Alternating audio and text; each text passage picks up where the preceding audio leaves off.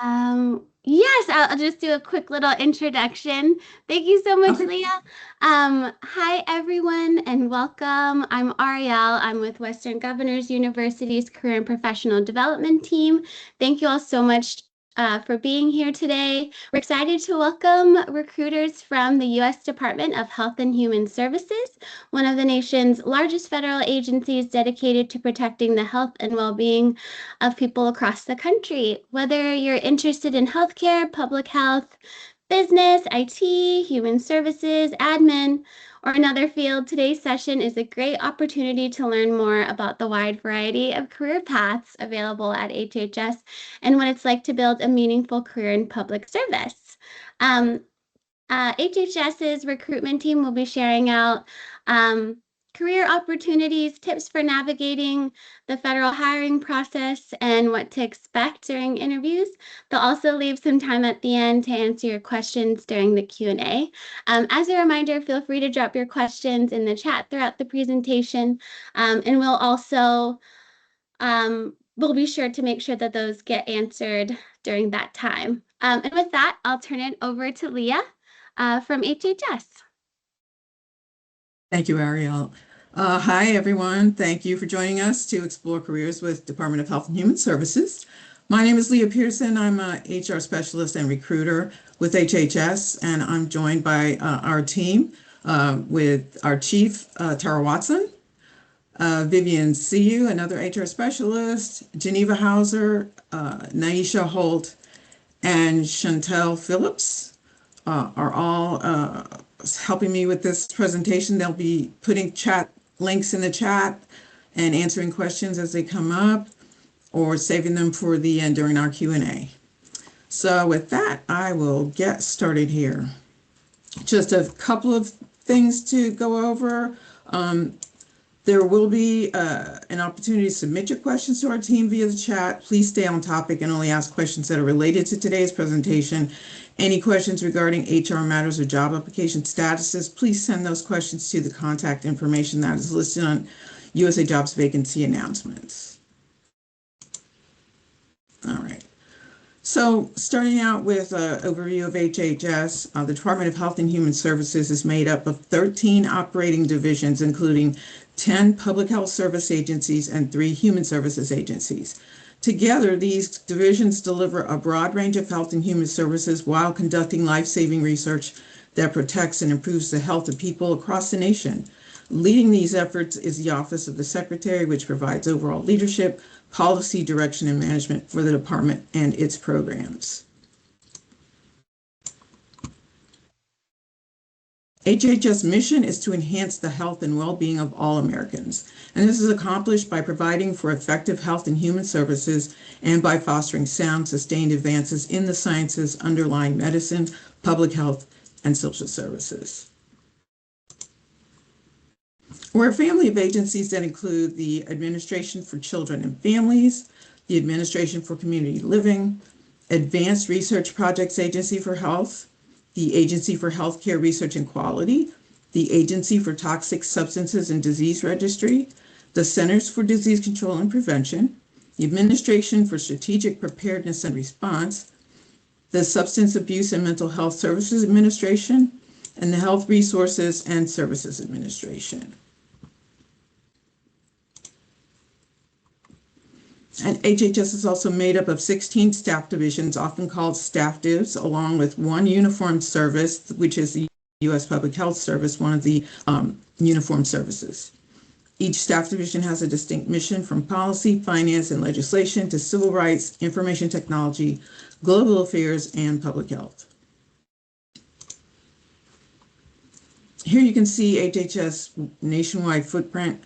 We operate through 10 regional offices shown on the map, which provide leadership, coordination, and support across their respective regions. In addition to these regional offices, HHS has supporting agency locations in key cities such as Washington, D.C., Los Angeles, Miami, Chicago, Bethesda, Rockville, Oklahoma City, Philadelphia, Pittsburgh, New York City, and Phoenix. Together, these locations ensure we can effectively partner with states, tribes, local communities, healthcare providers, and other stakeholders to deliver HHS programs and services across the country.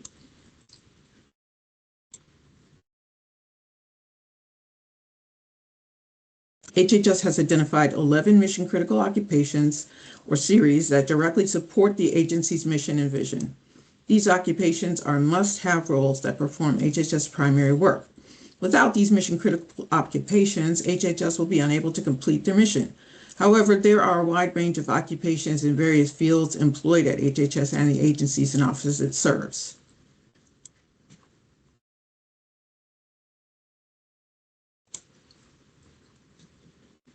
So this chart shows how general schedule grades generally align with the student's level of education.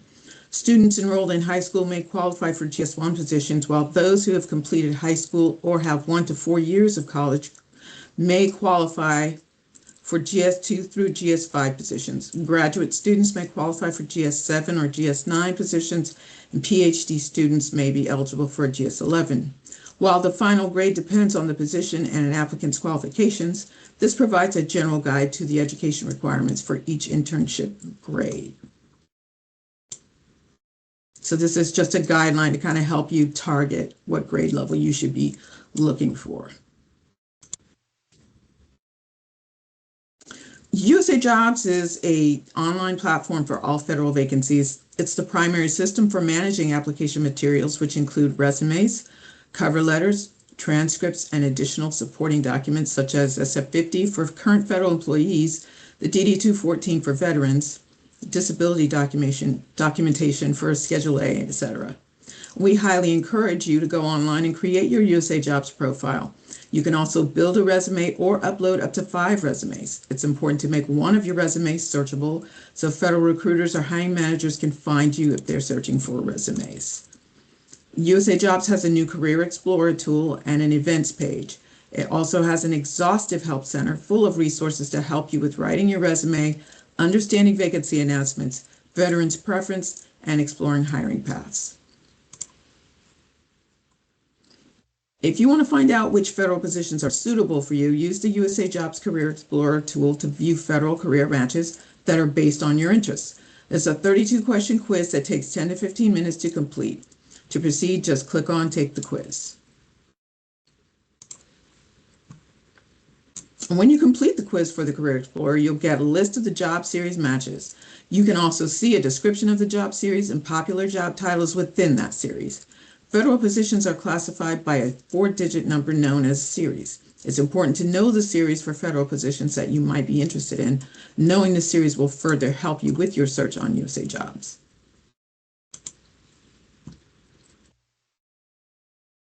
And the federal government offers unique hiring paths to help hire individuals that represent our society. It's important to know the federal hiring paths because the information is on the Job is Open to section of vacancy announcements. Not all vacancy announcements are open to the public. The federal hiring paths are also known as eligibilities. On the vacancy questionnaire, applicants will need to answer the eligibility questions.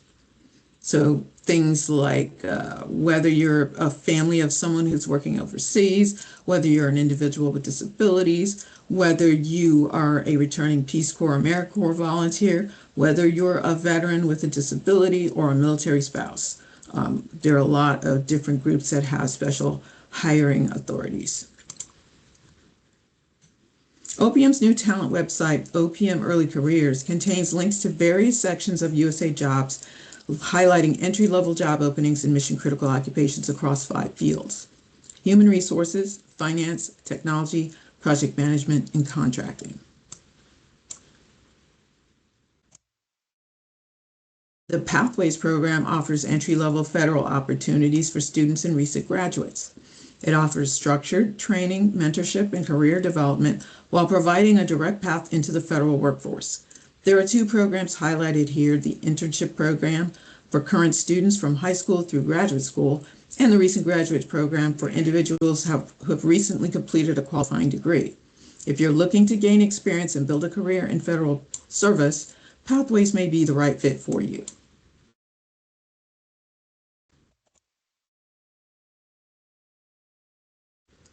So here's some of the eligibility requirements for the Pathways program. For the internship program, applicants must be enrolled at least part-time in a qualifying school or career or technical education program, be at least 16 years old by the announcement closing date, and be a U.S. citizen. Internship positions may be available on either a part-time or full-time basis. And then for recent graduates, applicants must have graduated from a qualifying institution within the past 2 years. Veterans impacted by military service may have an extended eligibility period of up to 6 years after graduation. U.S. citizen is also required for recent graduate programs. For additional information on the Pathways program, you may contact the Office of Personnel Management, and my colleagues are also providing you some links in the chat.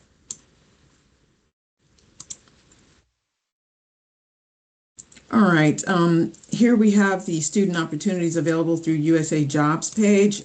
Student portal connects high school, college, graduate, and other eligible students with paid and unpaid internships, scholarships, and early career programs across the federal government. From this page, students can search for internships by keyword or location and explore programs like the Pathways Internship Program, Cyber Corps Scholarship for Service, Department of Defense and state internships, and NASA opportunities. It's a great starting point for anyone looking to gain experience and launch a career in federal service.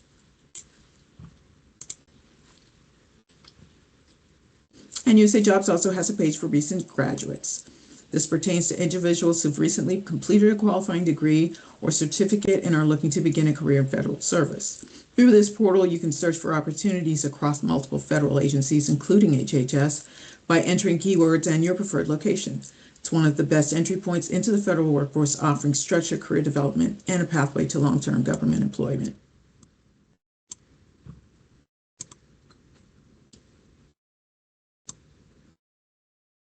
The largest employer in the United States is the federal government. Federal employees work in various industries and fields.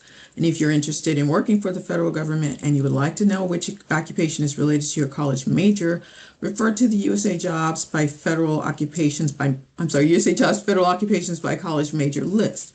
This list is not comprehensive, but it can still aid you in your federal job search. Each federal position is categorized by a distinct 4-digit number known as the series, and you can enter the 4-digit series number in the USA Jobs keyword search to find jobs that you might be interested in. The screenshot on the slide is a list of federal occupations that are related to college majors in biological sciences and biology. So my colleagues will be putting that link in the chat for you, so definitely take a look at that if you're unsure. Now let's talk about the application process.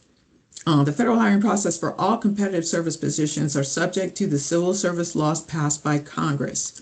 The laws help to ensure fair and open competition, recruitment from all segments of society, and selection based on the applicant's competencies or knowledge, skills, and abilities. To initiate the application process, you will need to create a USA Jobs account, complete your profile, and in USA Jobs, you may use the resume builder to create a resume or upload a resume you created on your own. After you've uploaded your resume, make sure you upload all documents that are required for the position. Examples of such documents would be the SF-50, again, that's for federal employees, the DD-214 for veterans, academic transcripts, etc.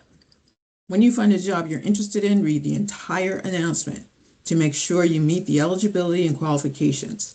For each job, there are specific qualifications, and your application must show how you meet the required qualifications. Review and complete the assessment questionnaire, and once you've submitted your completed application, you'll receive an automated application received notice.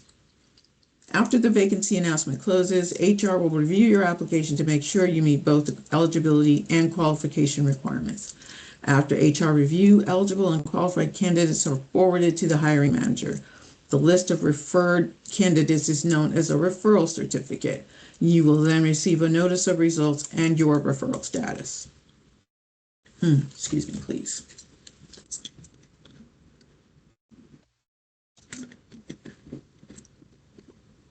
All right. Before you apply for federal positions, here are some best practices. Okay, make sure that you read the entire announcement. I say this a lot, repeat it a lot because it's extremely important. Everything you need to know to successfully apply for a federal job is going to be in that job announcement. And there's a lot of information. It looks really intimidating because it's very long, but it's very important. I always take a highlighter, print it out, and get to reading and highlight all of the relevant information that I need to make sure I address.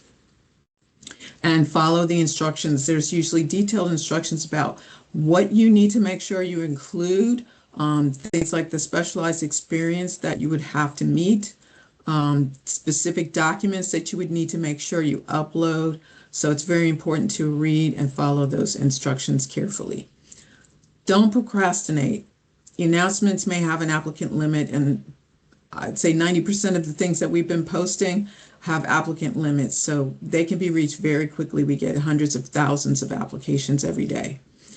Don't wait until the last day to apply for the reason I just mentioned, or if it doesn't have an application limit, you also don't want to wait till the last minute. In case you have a question that you need to contact the agency, you need to give yourself time to get a response to that. And it's usually going to take a day or two for them to get back to you.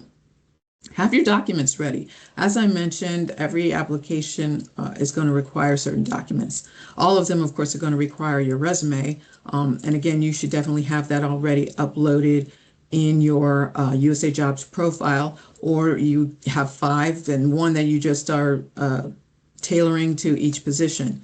Your transcripts, you don't want to wait until the day that you see a job announcement to request your transcripts. Now, you only need a copy of your transcripts. You don't need official transcripts, but you still need to have them uploaded so that you're at the ready. A cover letter is optional. You don't have to include it, but it might be a good idea now in these days where you only have a 2-page resume and maybe you have a lot of experience and you want to highlight some things. Reference letters, if that's applicable. Your DD-214, if you're a veteran, you want to make sure you have that uploaded. Your Schedule A letter, if you're a person with disabilities, you'll need special documentation for that, and you want to have that uploaded as well. And there may be other documents that you'll need. So again, important to make sure you're reading the instructions entirely. So for HHS vacancies, applicants are evaluated through a multi-hurdle assessment process. The purpose of this process is to identify the best qualified candidates. Not every hiring action will use all assessment types. The specific combination depends on the position, grade level, occupational series, and the assessment plan. First is USA Hire, if applicable. USA Hire is a competency-based assessment used to evaluate job-related competencies and provide an additional layer of screening and ranking. Next is the SME resume review. This is where the subject matter experts evaluate applicants' specialized experience, technical qualifications, and relevance of experience to the position requirements. A key reminder here that SME evaluations must align directly with the announcement and be clearly documented. The final assessment type shown here is the SME, again, subject matter expert structured interviews. Structured interviews provide additional validation of a candidate's experience, competencies, and overall fit for the role. To ensure fairness and defensibility, candidates must receive the same core questions, the same scoring criteria must be used, and evaluations must be documented consistently. All these assessment methods work together to help establish the best qualified applicant pool that is ultimately issued on the certificate. And as shown on the right side of the slide, each assessment layer builds on the previous one, adding additional validation, confidence, and defensibility to the overall hiring process.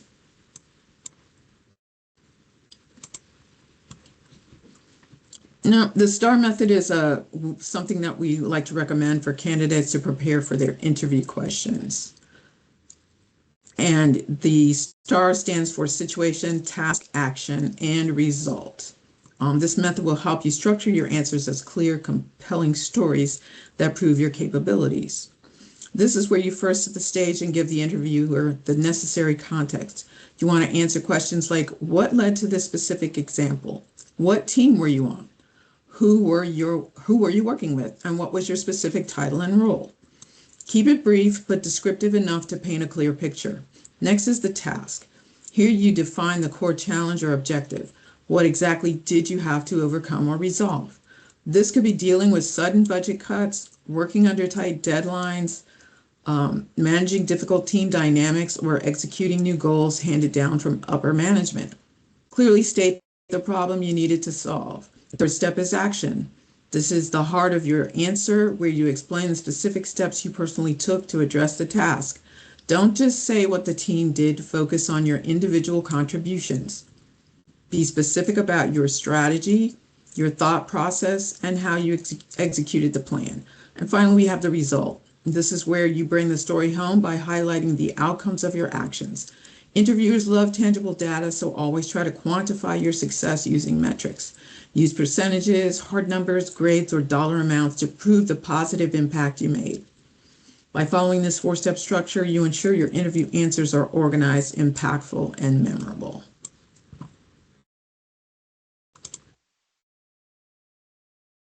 So we're highlighting here a few of the positions that are currently open.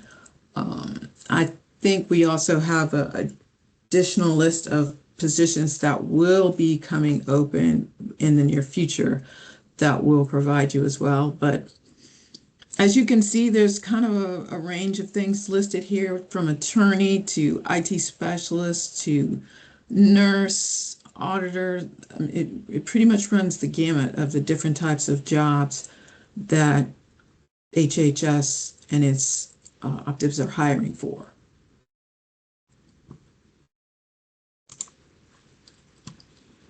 Just a brief talk here about federal benefits. With 11 paid holidays, you also get vacation, personal, sick, and additional leave programs. There's an employee assistance and referral service, situational telework, flexible work schedules, which is very popular and well used by federal employees, continuing education and professional development, comprehensive medical benefits and flexible spending, and great retirement benefits and life insurance. My colleagues are going to give you a link where you can go and look at that a little bit more detail. So some events that we have coming up tomorrow, we'll be presenting Navigating the Federal Hiring Process, Creating Your Two-Page Resume. So if you've never created a federal resume, this is the webinar for you. This will be tomorrow from 2 to 3 p.m. Eastern Standard Time. And then we also be presenting Navigating the Federal Hiring Process, USA Jobs. As you saw from my presentation, USA Jobs is a very broad tool. It has a lot of information. So this webinar kind of walks you through the different parts of USA Jobs. That's going to be August 19th from 2 to 3 p.m. Eastern Standard Time. We'll provide you registration links for the tomorrow's session. And I don't think we've got the registration up for the August 19th date, but as soon as we have that, we'll give that to Ariel and she can pass that along to you so you can register for that as well. Or you can, if you're on Handshake, we'll have the information posted there as well. And you'll also find it on USA Jobs events page. So we're providing you some resources here, and I believe we'll be putting these links in the chat as well. Apprenticeships, ACF careers. These are the different career pages for some of the operatives that we service, like CDC, AHRQ, and ASPR.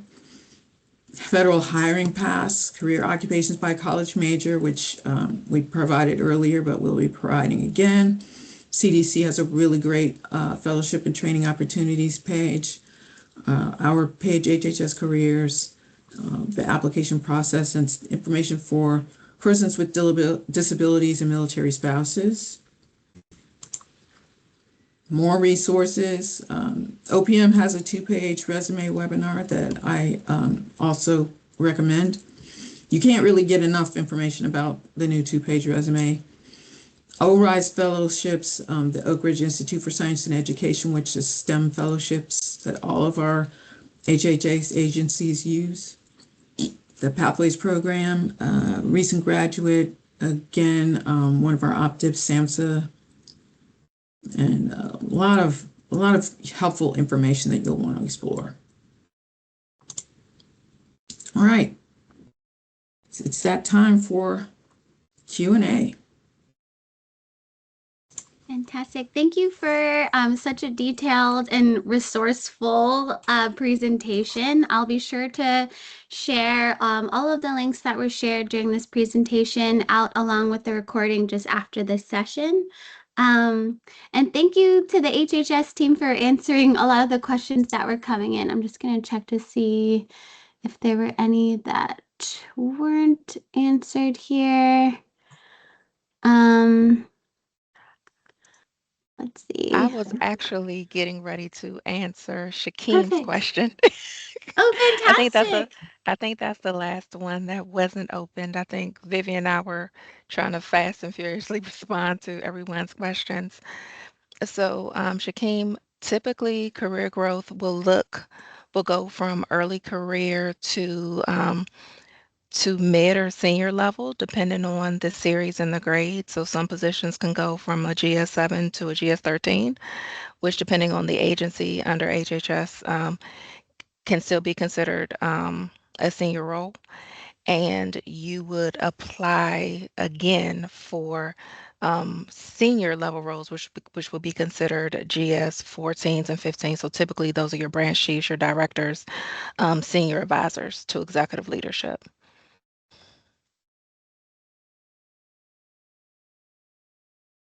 Fantastic. Thank you, Tara. Let's There's see. one question Sure. that I wanted to address. Unfortunately, I don't have the option to share my screen. It's Sam's question about InfoSec opportunities. Leah, do you still have the ability to share your screen? Yeah. Want Can me to you bring please up, go to can you please go to the USA Jobs homepage? sure. Thank you. Let me grab a basic job screen here. Yeah, the main USA Jobs homepage. Sorry about Okay, that. I good. thought I had granted presenter setting to everyone, but it seems like it might not have saved. Let's see.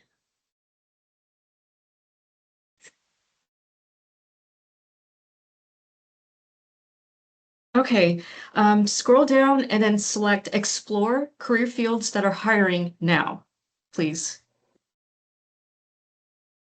Okay, so Sam, you can go to the cyber section and you can see like all of the IT, cybersecurity, InfoSec opportunities that are currently posted on USA Jobs. But as of right now, I did not see an InfoSec position in HHS at the GS 11-12 grade, but this is the best way to go directly to the IT field if that's the only career field that you are interested in looking for. So that exploring what the government's hiring right now, it's on the main USA Jobs homepage. There's a section for engineering, human resources management, Awesome. computer science, yes. Thank you for walking us through how to find that. Appreciate You're very it. welcome.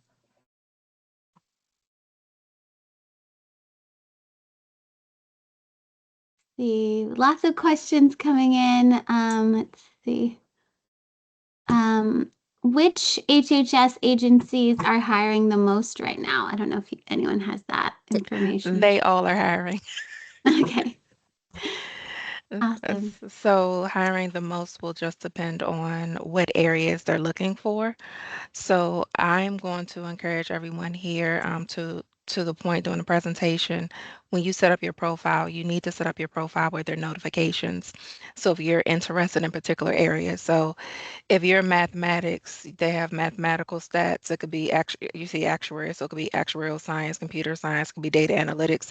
There are several different areas you can work within a particular area. So it's very important when you look at this series based on major or the field that you're interested in, to look at the types of jobs that'll be there. By no means is it completely exhaustive, but it gives you a great starting point so you know where to look.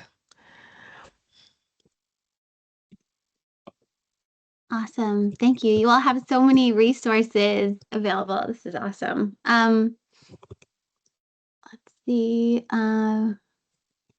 From Tiffany, when reviewing candidates for HHS positions, how do hiring managers evaluate extensive healthcare experience alongside a newly earned public health degree, particularly for mid-level federal roles? That is going to be dependent on how specialized experience is written for that job.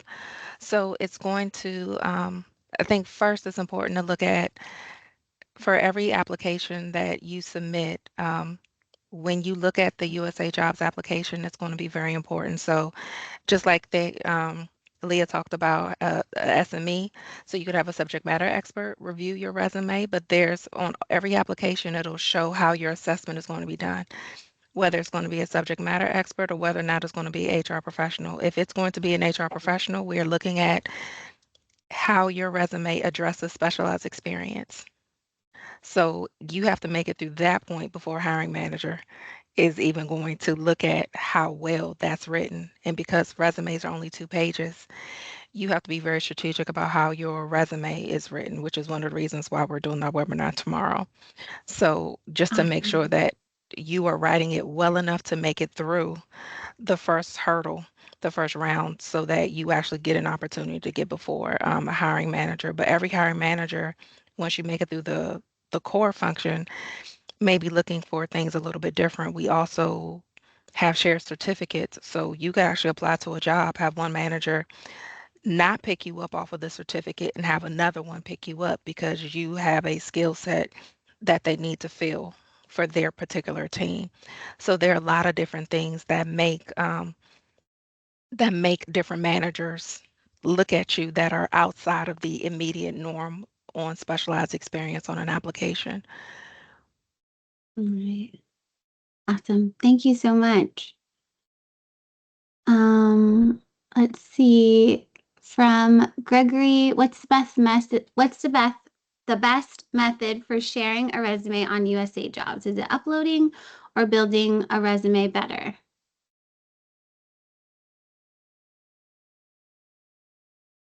So, Oh, go ahead, Leah, because you can go either way. well, I was just going to say, if you've never created a federal resume, we usually recommend using the builder. If you're a veteran at this and you've been doing it a while, you may want to create your own and upload it. But if you do that, you want to make sure you're providing all of the information. And again, closely reading the job announcement. Either way, you're going to want to make sure you're addressing the information that they're asking for in the job announcement. Okay. And I'm gonna add to that because everything she said was absolutely accurate. When you are putting your resume in USA Jobs, whether you are uploading it or whether you're creating it in the resume builder, please make your resume searchable. So that way, if we have managers that are actually looking for a particular skill set and you have it, you may very well get an email saying, we have this position that is currently open, based on your credentials, please apply. So Got it. following that particular part of the process also just outside of plain, regular application, that is also another way to find out about different opportunities that may be available. Awesome. Thank you so much for these tips. Incredibly helpful. It looks like, let's see, Colton has a question. I separated from federal service a couple of years ago and recently finished my master's. Any advice for re-entering the federal workforce? So Colton, you have a few options. You can come in as a recent graduate, and you can also apply coming in as a um, reinstatement eligible. So as long as you separated from the federal government within the last 3 years, then you are eligible to apply still under merit promotion. So any of the positions that you see open to federal employers or former federal employers, you're still eligible to apply for those positions. So those are options to be able to come back in the federal government, in addition to applying to open to all or open to the public. Awesome. Thank you. Let's see. Lots of new questions still coming in. Zach had a question. Is it possible for someone like me who will be 40 this coming September to get an entry job as a recent CS graduate? I've been trying since May, which was their graduation date.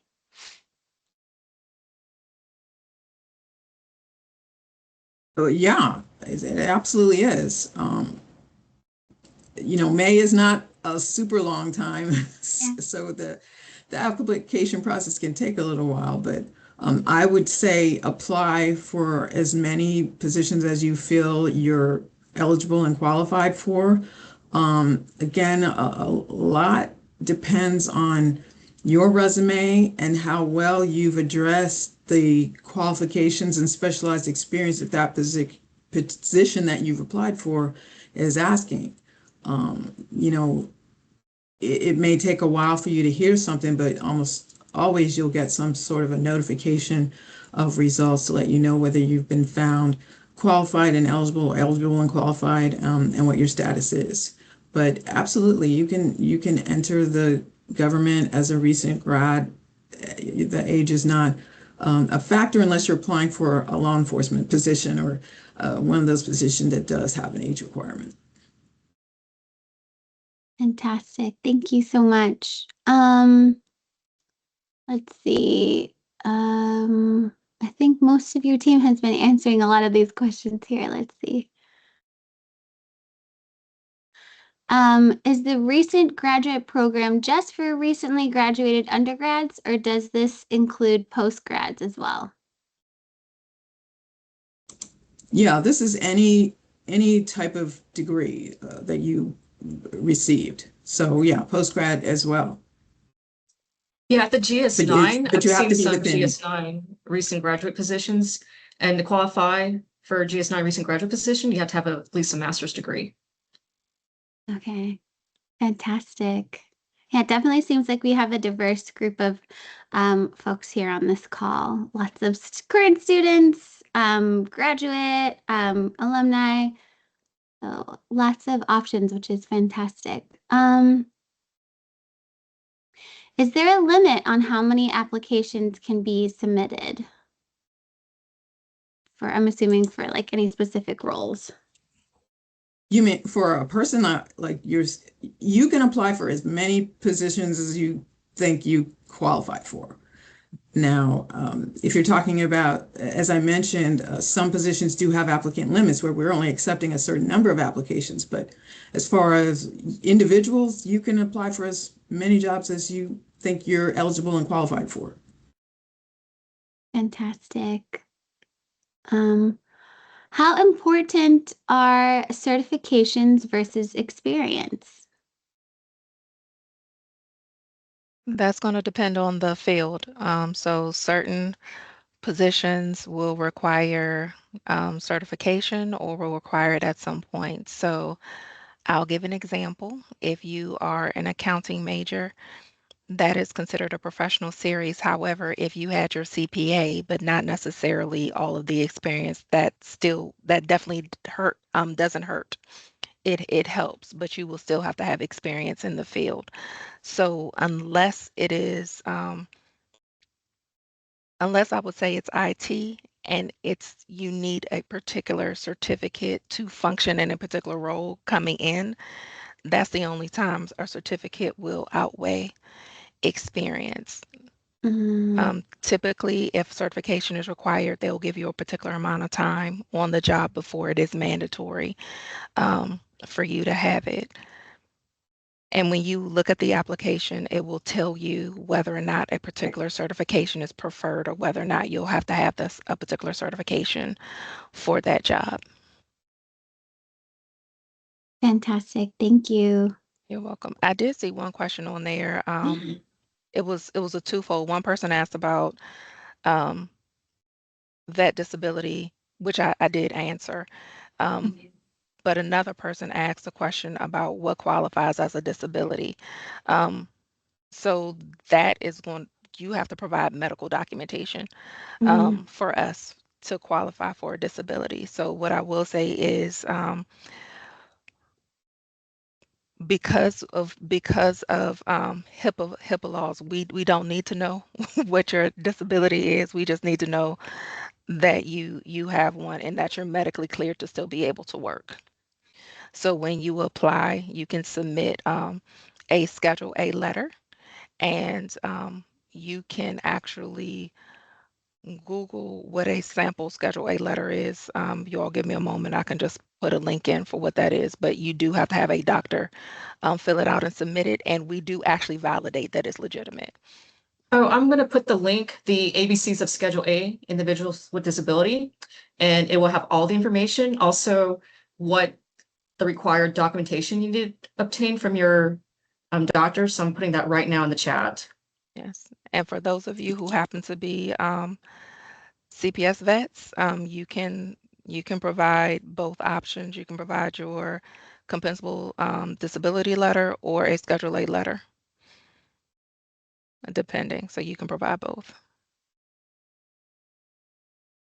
Fantastic. Thank you. Yes. And then to answer, I saw this question just a couple of times. All of the links that are shared during this session, I will be collecting and sending in a follow-up email along with the recording after this session. Okay, let's see. A few questions about the federal two-page resume webinar. I believe you shared that in the link. I'm also happy to include that along with the links as well. Ethan had a question. What is the rule on the two-page resume?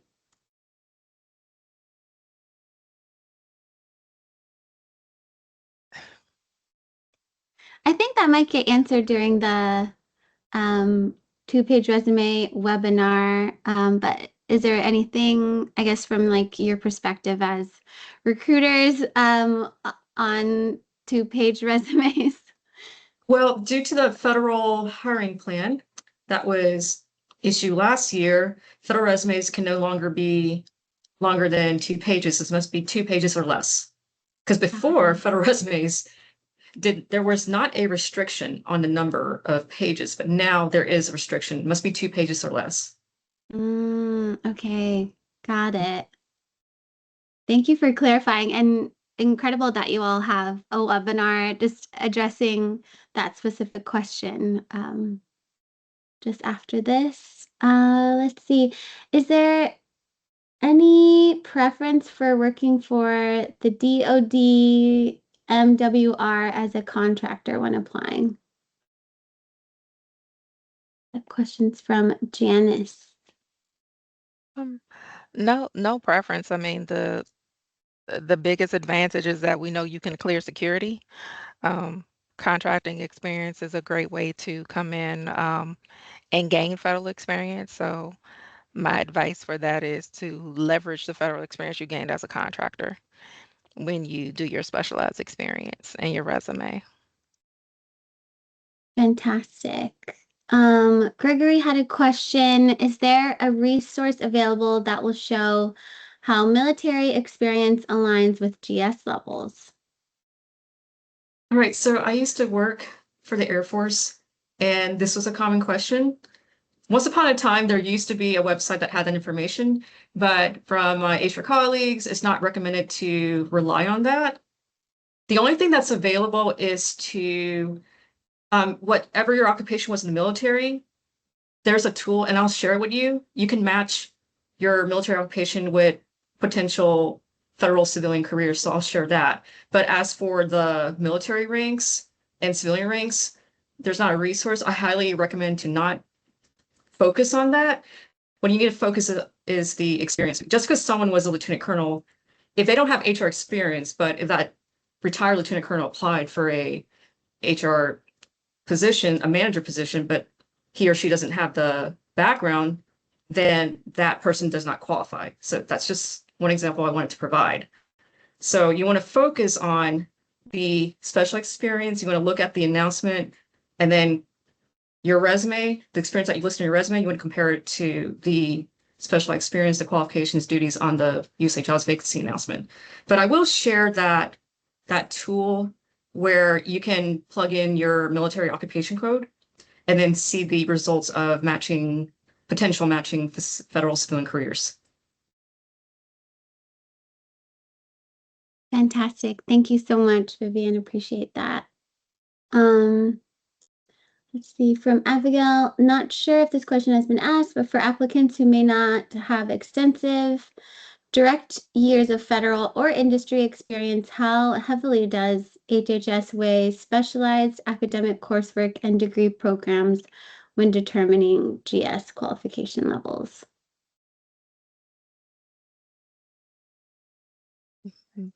If you don't have extensive experience, typically that's going to be that is going to be assessed based on your degree, GPA, and what you list on the resume, which is why when you do your resume, those 2 pages, try to make sure it's the most recent and relevant experience. If there's capstone projects, et cetera, that you've worked on in the field that can show the breadth of your experience, you can use that. You can also talk about some of the other things you've done in a cover letter. That's also a part of that also can be a part of your package. So there's more than just one way to be able to display the expertise.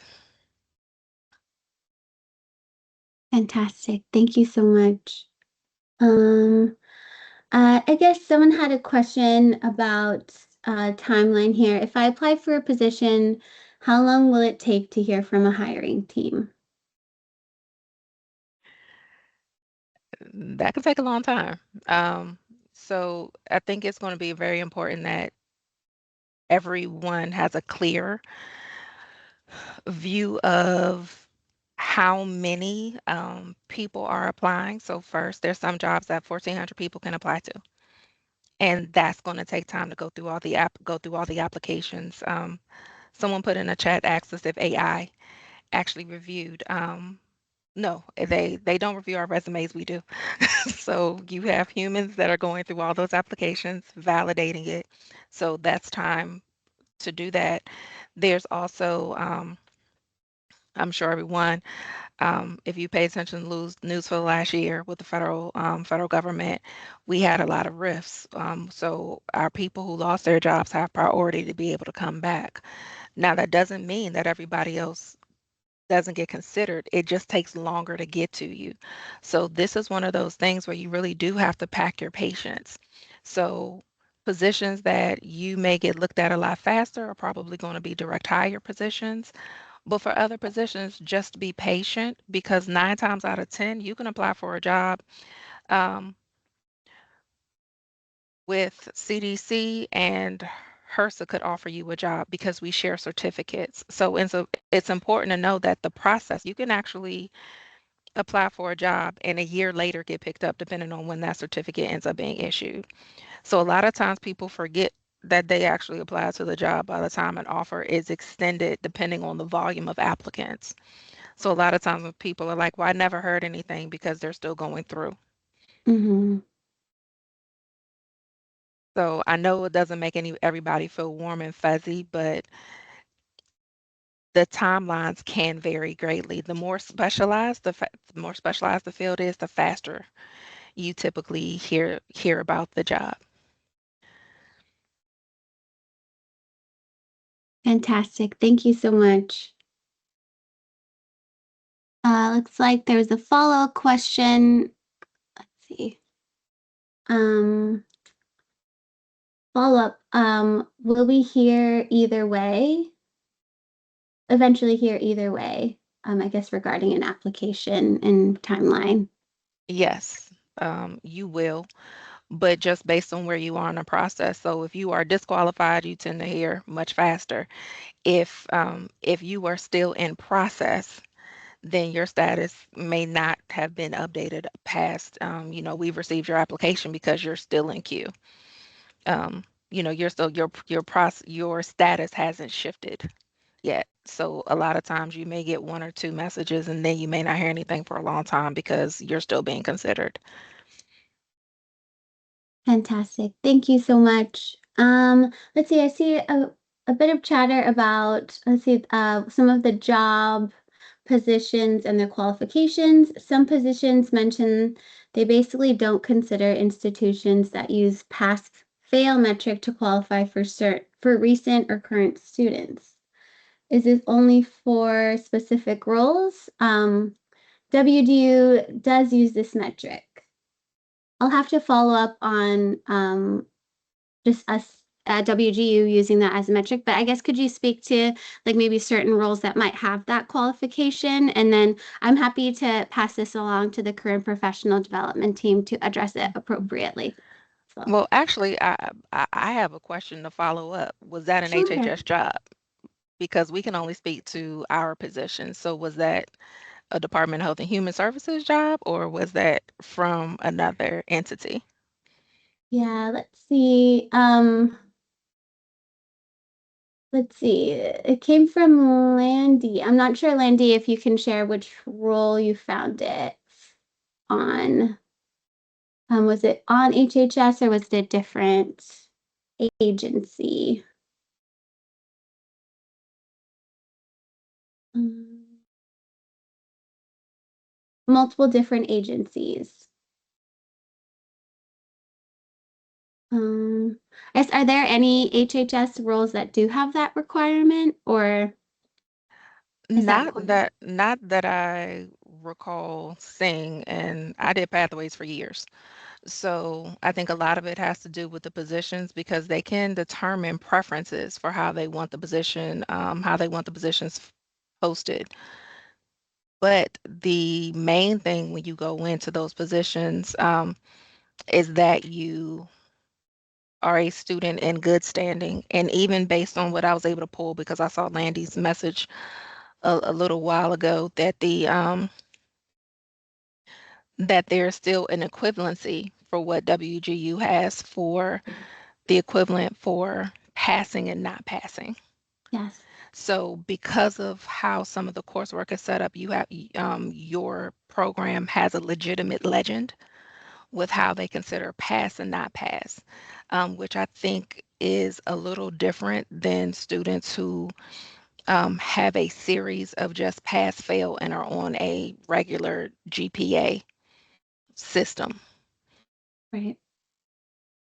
But I will say for those of you who have questions when you see those, if you see that requirement in an announcement, utilize the resources you have in the announcement. They always give you the option to contact if you have questions. And that's something that you can ask before you go through the application process so that someone can respond to you before completing the application. Fantastic. Thank you so much, Tara. And I'm happy to, I had just saved that question and I'm passing it over to our career advising team as well so that they can provide any additional resources, clarification as well. But thank you for that question, Landy.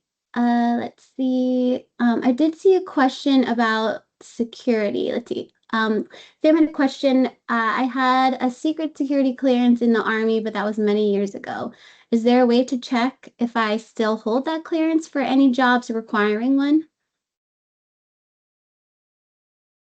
If it was many years ago, you're going to go through the security process again. If you are federal, unless you have a job that requires a clearance that high, most of the positions are just going to be public trust,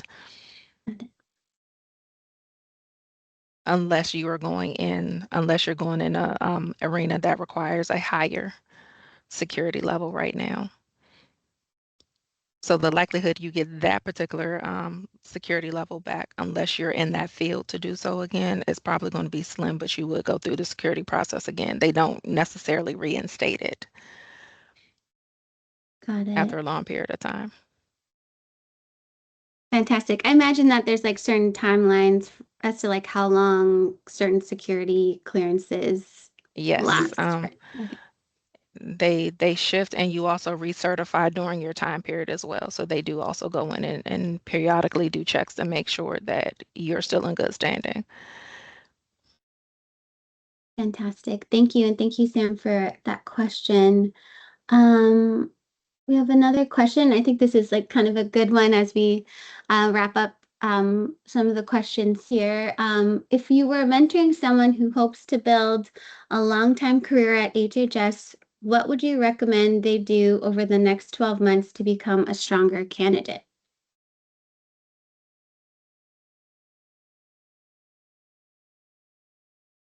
Learn everything you can learn. HHS is a very large organization. Transferable skill sets are great, but also don't get stuck where you are. If you talk to a lot of people who've been here for a very long period of time, we have people who have had 40-year careers with HHS. Some of them have stayed 15, 20 years at one organization, but also consider the fact that you have an organization like CDC, they have 25, 24, is it 24 separate centers that all have very unique missions. So you could stay in one organization, but have very different experiences between all of the centers. NIH has 31 different ICs or clinical centers. So you're doing vastly different work. Same with FDA or SAMHSA. So a lot of our organizations you can stay in for a long period of time, but learn different skills while you're there because the more you do, um, the broader your experience, but also, it gives you the opportunity to continue to reinvent yourself as you do different things. And I'll say, don't despise the assignments that you're given. Oftentimes, the things that you dislike the most teach you the things you need to do for the next role. I also want to add to that question. Sure. Definitely, if you can, join organizations, get involved with community, develop your communication skills, meet people from different cultures because the federal government is diverse. You're going to work with people from different cultures, different generations. We have to collaborate. I'm blessed to have a great team here at HHS. We all get along. As you can see, we're diverse, different generations. But at the end of the day, we have a mission to fulfill. So the federal government, our mission is to fulfill the mission of our agency. Also, we are public servants. We serve the public as well. And, people have different personalities. And when I was in college, I was a server. So I learned those communication skills earlier. I had to handle difficult customers, difficult managers, but those skills transferred to my federal career. So to me, every job is important. So if you're serving tables right now, don't think that, oh, this job is not going to get me anywhere, but it has helped with my communication skills and conflict resolution skills as well. Yeah, There's definitely. one more thing I'd like to add to that. To Vivian's point, the collaboration, I will say volunteer for cross-departmental projects because now you get to build relationships with people outside of your immediate department. And Yeah, a lot of times that gives you a peek through the window of other things you can potentially do. And you may find that there's another area in the same field that you never thought about that you fall in love with or that you're really talented in.